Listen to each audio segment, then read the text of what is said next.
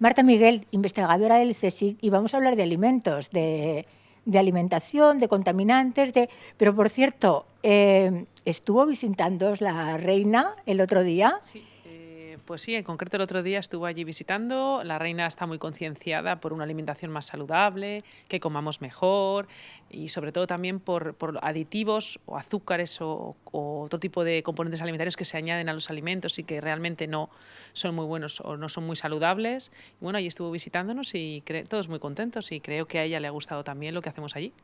Y además puede promocionar una parte de la investigación que conocemos poco, porque ¿qué hacéis ahí realmente? ¿Cómo investigáis sobre los alimentos? Bueno, en nuestro instituto, que es un instituto de investigación en ciencias de la alimentación, que es mixto entre el Consejo Superior de Investigaciones Científicas y la Universidad Autónoma de Madrid, realmente el objetivo principal de la mayoría de los investigadores que estamos allí es intentar diseñar o obtener alimentos o ingredientes de los alimentos que se llaman ahora funcionales. ¿Qué es eso de funcionales? Pues que además de nutrirnos, nos aporten otros efectos beneficiosos sobre la salud, otros efectos biológicos buenos para la salud. Estamos hablando, por ejemplo, de alimentos enriquecidos en omega 3, alimentos de ese tipo, ¿no? ¿Y por qué? ¿Por qué? ¿Por qué hacemos eso? Pues porque el estilo de vida y los hábitos alimentarios han cambiado mucho en los últimos años.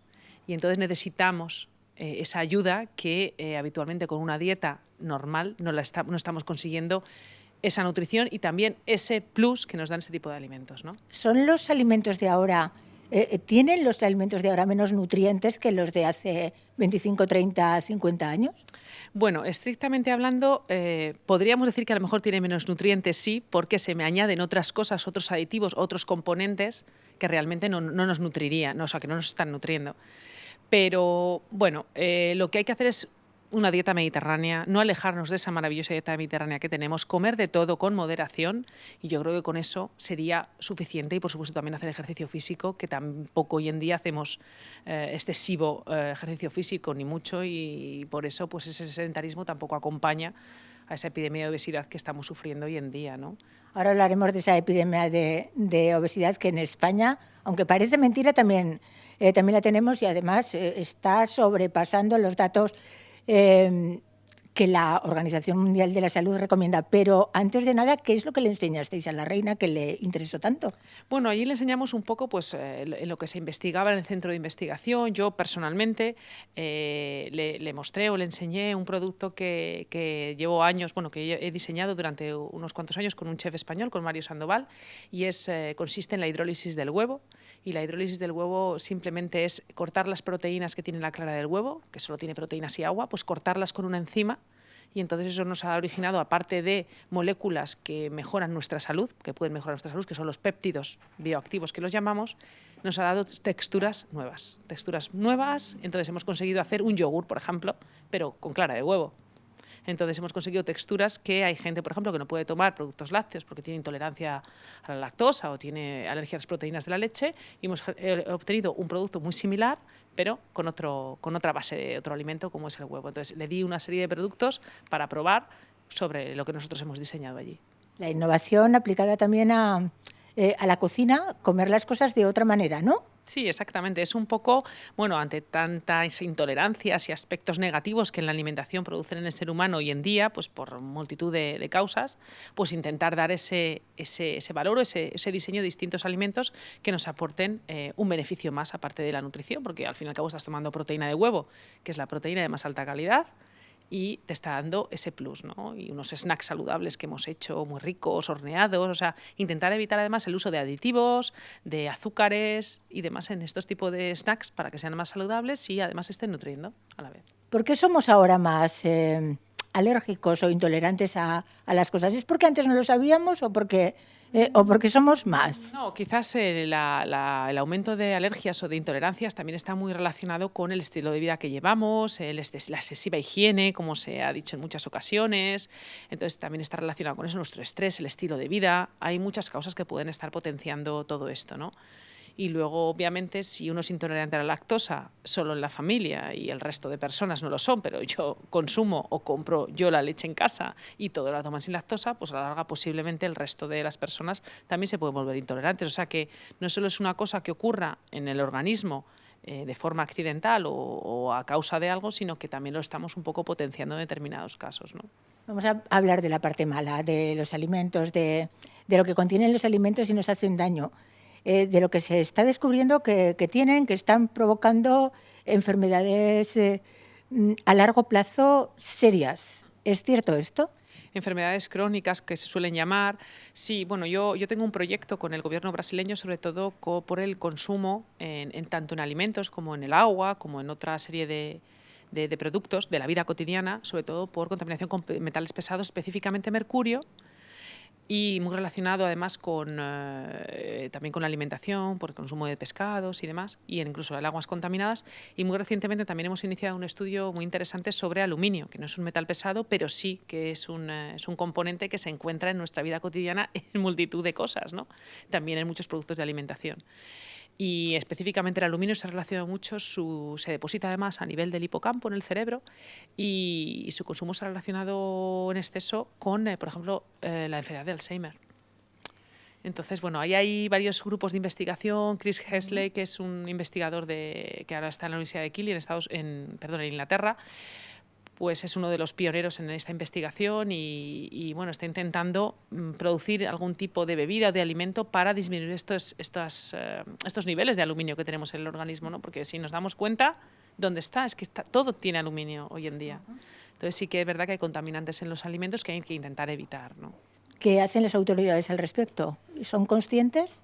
A ver, está todo legislado, o sea, la legislación sanitaria y sobre aditivos y este tipo de compuestos está muy legislado y tú no te puedes sobrepasar de unos niveles, ¿vale? El problema es que en los alimentos a uno le prescriben un fármaco, ¿no? Pero no le prescriben un alimento. Entonces, si uno consume mucho de una cosa, si uno consume, por ejemplo, uno de los pescados que más mercurio suele contener es el emperador. Si uno come todos los días, mañana, tarde y noche, emperador, pues acumulará unos niveles de mercurio que otra persona no. Entonces, eso no se puede racionalizar. Entonces, al final, son las autoridades sanitarias las que tienen que ayudarnos a que la gente o se eduque o conozca esta situación o se intente evitar, por ejemplo, el consumo de determinados alimentos con muchísimos más controles, que se diga que su consumo tiene que ser mucho más moderado o, por ejemplo, en el caso del aluminio, pues que no haya tantos recipientes con aluminio. Información, ¿no? Al fin y al cabo, información que tampoco se da. Se ha puesto de moda la nutrición, la alimentación. Estamos todos locos por comer sano. Y al final te das cuenta de que es prácticamente imposible comer sano cuando todos los alimentos de una manera o de otra están contaminados. Incluso los biológicos, evidentemente a la hora de regar o a la hora de tratar un alimento no se puede hacer la diferencia entre una manera u otra de hacerlo, ¿no? Hombre, todos queremos consumir alimentos más sanos, alimentos menos procesados sobre todo, y eso pues cada vez la gente está más concienciada de que alimentarse bien es salud el día de mañana, ¿no? Y o te lo gastas en un buen alimento, una buena calidad en un alimento, o te lo gastas luego en un medicamento, ¿no? Esa es un poco nuestra premisa, ¿no? Pero es verdad que es difícil. Hoy en día también estamos sometidos a la presión de las empresas, de las industrias alimentarias, pero que también somos nosotros, porque a todos nos gusta llegar a un supermercado y tener de todo. Incluso a veces cuando no hay algo, somos nosotros mismos que decimos, vaya, pues no hay de este tipo de alimento que quiero consumir, ¿no? Entonces, eso también es necesario.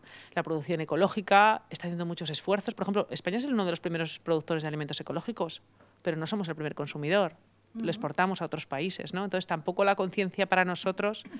Es verdad que tenemos también una dieta mediterránea que es buenísima, ¿no? Y que cada vez nos estamos alejando más de ella. Quizás volver a esas raíces de la dieta mediterránea con ligeras modificaciones, ¿por qué no? O ligeros, o estos nuevos alimentos que vienen de la quinoa, amaranto, chía, ¿por qué no los vamos a incorporar a nuestra dieta si todo se puede incorporar? Igual que incorporamos las patatas hace 500 años a nuestra alimentación, pues podemos incorporar otras cosas ahora, ¿no? Pero de una manera coherente y consciente, ¿no? A ver, en breve dicen que se va a aprobar el Tratado de Libre Comercio entre Estados Unidos y Europa, el TTIP, el controvertido TTIP. Las leyes van a cambiar. Nosotros, los europeos, tenemos unas leyes muchísimo más exigentes sobre el tema del control de los alimentos, los americanos menos. Parece que esto va a cambiar. ¿Qué dice el CSIC sobre esto? Bueno, yo no sé, el CSIC o otros investigadores que opinan sobre esto. A mí particularmente me da un poco de miedo, ¿no? Porque hasta que este tratado no esté firmado por completo y sobre todo que lo empecemos a experimentar, tampoco sabemos qué va a ocurrir. Yo espero que sigamos manteniendo nuestras leyes más restrictivas, ¿vale? Porque muchas veces las cosas es por información o por educación de la gente. Si la gente no está informada o educada, va a comprar. Compramos muchas veces, no miramos la calidad, miramos el precio. Y ese es el problema. Entonces, si la gente va por precio y nos traen un pollo de Estados Unidos más barato que el que vendamos aquí, mucha gente va a comprar ese pollo, ¿no? Y si la calidad o las medidas higiénico-sanitarias son mucho más bajas, la gente no se va a preocupar. Tampoco se va a morir por consumir ese pollo, sino simplemente que lleva otro tratamiento distinto que aquí se considera en Europa que no se puede hacer, ¿no? Porque consideramos que es más restrictiva nuestra legislación. Yo espero que nuestra legislación se mantenga, pero no lo sé, no sé lo que va a ocurrir. Aquí entraríamos también en el tema del nivel adquisitivo, que se nos va del tema ahora, pero también qué es lo que puede consumir una familia de 5 personas cuando va al supermercado, lo que se puede gastar y tal. Lo que sí es cierto es que en Estados Unidos hay un índice de obesidad espectacular y que en España también. Y que además precisamente lo unimos, las tasas de obesidad van unidas también a las familias que menos poder adquisitivo tienen. Bueno, sí, se ha dicho muchas veces que está unido a familias con pocos recursos, muchas veces esos niveles de obesidad, porque no le dan la importancia a la alimentación que deberían de darla. Yo creo que en España, eso ocurre más en Estados Unidos. No considero que España tampoco, creo que la gente aquí, el nivel de, o sea, la estatus medio, existe y es mucho más destacado que en otros países, como por ejemplo en Estados Unidos. Hay mucha población que tiene un estilo de vida medio y hay mucha población obesa y cada vez más. Hay más de un 50% de la población española adulta tiene sobrepeso o obesidad y casi un 30% de la población infantil o más. Entonces son cifras muy alarmantes. ¿Qué ocurre? Pues que es todo educar, porque siempre estamos diciendo, bueno, es que una familia de 5 personas va a lo más barato. Bueno, pero es que a lo mejor tenemos que corregir las cantidades que consumimos y mejorar la calidad de lo que consumimos. A lo mejor comer menos, ¿verdad? Comer menos cantidad, pero de más calidad. A ver, voy a volver un momentito a algo que hemos pasado de soslayo, que me explicabas que se estaban investigando sustancias que podemos, a través de ellas podemos ingerirlas y hacer desaparecer, desintoxicarnos de alguna manera, hacer desaparecer los metales pesados. Bueno, yo tengo... ¿O lo he entendido mal? Sí, no lo has entendido mal. Tengo un proyecto que, bueno, es un proyecto, ¿no?, que estamos haciendo en el que nos planteábamos que como trabajamos con algunos compuestos o derivados de hidrolizados de proteínas con efectos antioxidantes, pensábamos que si uno de los mecanismos de acción antioxidante de estos alimentos podría estar retirando el metal pesado, ¿no? Entonces tenemos un proyecto en el que los resultados por ahora están siendo muy positivos y parece ser que sí que estamos viendo que no deja acumularse ese metal o lo retira del organismo. Aún estamos viendo a ver cuál es el mecanismo por el que actúa, con resultados muy positivos. Probablemente no sea el único alimento que se pueda diseñar con este fin. Un agua con sílice, por ejemplo, para retirar el aluminio del organismo. O sea, sí que se están haciendo cosas para utilizar la alimentación como vehículo para mejorar esta situación que está ocurriendo, ¿no?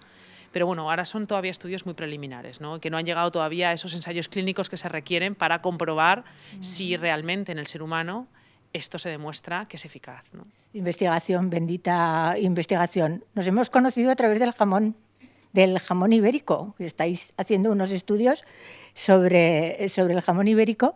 Qué curioso. Casi todos los médicos retirándolo de las embarazadas y resulta que parece que es bueno, ¿no? Y nosotros diciendo que lo consuman, ¿no?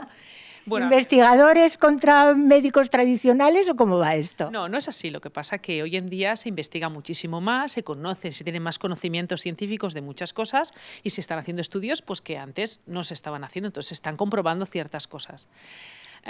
Partimos de la situación de que el salazón y el posterior curado que tiene un jamón, y un jamón ibérico en concreto, es un tipo de cocinado, ¿no? La salazón era un tipo, se utilizaba antiguamente para conservar y para que no hubiese una putrefacción de las carnes o de los pescados. Estamos hablando de la prehistoria, ¿no? Entonces, bueno, pues con ese objetivo lo que se intentó evaluar en un estudio que se hizo en la Universidad de Zaragoza en el año 2011, intentaron evaluar si cerdos, por ejemplo, que contenían el Toxoplasma gondii, que es el parásito relacionado con la infección por toxoplasmosis que a las embarazadas les puede dañar el feto y por eso no se recomienda el consumo de jamón en el caso de las embarazadas, se vio que con 14 meses de curación era inviable el parásito, por ejemplo. Esto estamos hablando de un jamón curado normal, un jamón serrano, lo que se conoce como serrano. Cuando hablamos de jamones ibéricos, ¿vale?, de jamón de bellota ibérico, 100%, como son los jamones de Arturo Sánchez, estamos hablando de que el proceso al que se somete por legislación es mínimo de 24 meses, o sea, son 24 meses como mínimo. Y hablamos de que la empresa Arturo Sánchez tiene más de 42 veces el proceso de curación de los jamones, lo que implica que si con 14 ya el parásito es viable, pues es prácticamente o con una probabilidad muy elevada que el consumo de estos jamones nos vaya a producir una infección por toxoplasma, estés embarazado o no estés embarazado. La situación del embarazo es que al feto le va a producir una serie de malformaciones o alteraciones que puede llegar incluso al aborto espontáneo, a malformaciones muy graves en el feto. En una persona normal es una enfermedad pues muy, muy ligera o muy, ¿vale?, que no es una enfermedad complicada. Vaya notición para las embarazadas. Dime, ¿qué diferencia hay nutricionalmente o científicamente entre un jamón serrano y un ibérico? A ver, hay muchas diferencias partiendo de que la raza del cerdo no es la misma. La raza de un jamón ibérico es una raza ibérica, del cerdo ibérico, y la otra raza es un cerdo blanco. Lo que ocurre con el jamón ibérico, además, es que, a pesar de que la raza es especial, es una raza ibérica, el cerdo, la alimentación del cerdo es distinta y además se somete a lo que se llama las montaneras. Y la montanera es que salen a consumir bellota al campo. Entonces, ese consumo de bellota le aporta una serie de cualidades tanto organolépticas como nutritivas distintas, ¿vale? Por eso se dice que la grasa del jamón ibérico es saludable, ¿no? Siempre se ha dicho, la grasa del jamón es saludable porque contiene muchos ácidos grasos insaturados, mucho más ácido oleico, entonces es una grasa que se considera que es saludable su consumo y, por supuesto, tiene muchas vitaminas, zinc, tiene otra serie de componentes minoritarios que también son muy necesarios para la salud y encima está más bueno. Y para la lactancia, porque también me estabas hablando de esto antes y me ha sorprendido. Vamos a ver que si las personas que han tenido, las madres que han tenido niños quieren tener una leche nutricionalmente aceptable, pues que coman jamón de bellota, ¿no? O ibérico. Jamón ibérico porque, por ejemplo, el 50% de las calorías de la leche que le aportas, de las calorías que le aportas al bebé, provienen de la grasa, de la leche materna. Entonces, al ser un alimento cuyas grasas enzimas son saludables, pues nos va a aportar una cantidad adecuada de nutrientes y óptima para el bebé. Además, como tiene, lo que digo, esas vitaminas, ese zinc necesarias para el desarrollo neuronal del bebé, pues es muy necesario. Los ácidos grasos que aporta, por un lado, el ácido graso se relaciona con desarrollo neuronal y también prevención o protección frente a las infecciones en el recién nacido, y por otro lado, además, le va a proporcionar al niño, si le estamos dando esos ácidos grasos esenciales que necesita él, si no sintetizar, si no los tiene que sintetizar, va a utilizar esa energía para sintetizar otras cosas, ¿no? Para el desarrollo del propio bebé. Con lo cual, bueno, pues sí que recomendamos el consumo de jamón ibérico en la mujer lactante, ¿vale? Las embarazadas que ya han tenido el bebé y que están dando leche a sus hijos. Y sobre todo recomendamos su consumo incluso pues, a media tarde o por la noche, porque sí que se ha visto en algunos estudios científicos que ese momento, como no estás ingiriendo alimentos a lo largo de, bueno, ya a la última hora de la tarde o por la noche no ingieres alimentos ningunos, el contenido calórico, pues esa leche es un poquito de peor calidad, digamos, y entonces si consumimos una porción de 50 gramos de jamón ibérico, pues eso nos aportaría esas grasas, ese contenido en grasas necesarias, ese aporte de vitaminas y minerales para que luego a la mañana siguiente esa leche de la primera hora de la mañana pues esté un poquito más rica en cosas que necesita el bebé. Vamos a ser malos para la última pregunta, Marta. ¿Cómo andan de contaminantes el jamón ibérico? Bueno, está muy legislado el contenido, por ejemplo, que en algunos productos tienen que llevar, pero es un alimento muy tradicional. La verdad es que es un alimento muy tradicional. Es verdad que tiene sal, pero también se ha hecho muchos estudios de reducciones de sales. Algunos jamones es verdad que añaden una proporción, una cantidad de nitritos, pero muy pequeña, muy pequeña. Pues, creo que, si no recuerdo mal, la legislación son 200 partes por millón. O sea, son cantidades muy pequeñas. Yo creo que es un alimento bastante natural, sobre todo el jamón ibérico. Entonces vamos a consumirlo un poquito más de lo que lo estamos haciendo, porque creo que la gente habla mucho de aditivos y contaminantes, pero luego no se da cuenta realmente de los alimentos que son naturales y que tenemos al alcance y muy cercanos en nuestra dieta cotidiana. Y la parte lúdica del CSIC, esta vamos, que os lo pasáis bomba, ensayando, haciendo ensayos para chefs, que en España tenemos muchos, que todos quieren innovar. Dinos algunos para terminar ya así. Bueno, hay muchísimos y estamos aquí en Barcelona hoy, cuna de grandes chefs, ¿no? Y yo no he trabajado con algunos, solo principalmente chefs madrileños, puesto que mi centro de investigación está allí, no únicamente madrileños, pero sí principalmente. He trabajado sobre todo con Mario Sandoval, pero es verdad que su pasión, su motivación y su afán por conocer y por aprender es impresionante, ¿eh? Son como pequeños científicos en una cocina, laboratorio, ¿no? Porque es impresionante lo que ellos pueden aportar. Realmente lo que nos ha ocurrido, creo que esa fusión entre ciencia y gastronomía es esencial, ¿no? Sobre todo en nuestro país, porque ellos conocen y ven al alimento desde un punto de vista que nosotros vemos desde otro completamente diferente. Y esa unión es lo que hace crear lo que nosotros decimos como gastronomía personalizada, ¿no? Una gastronomía que, aparte de placer, te dé también salud, ¿no? Pues muchas gracias, Marta, y a seguir investigando, sobre todo por nuestra salud. Muchas gracias. A vosotros.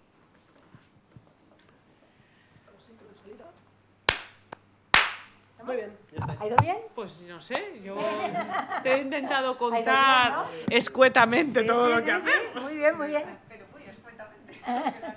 Sí, porque hacemos tantas cosas ahora, tenemos tantos proyectos que... Sí, pero que eso me lo tienes que contar, me hubieras tenido que contar, aunque hubiéramos estado más rato. Sí, pero bueno, hombre, así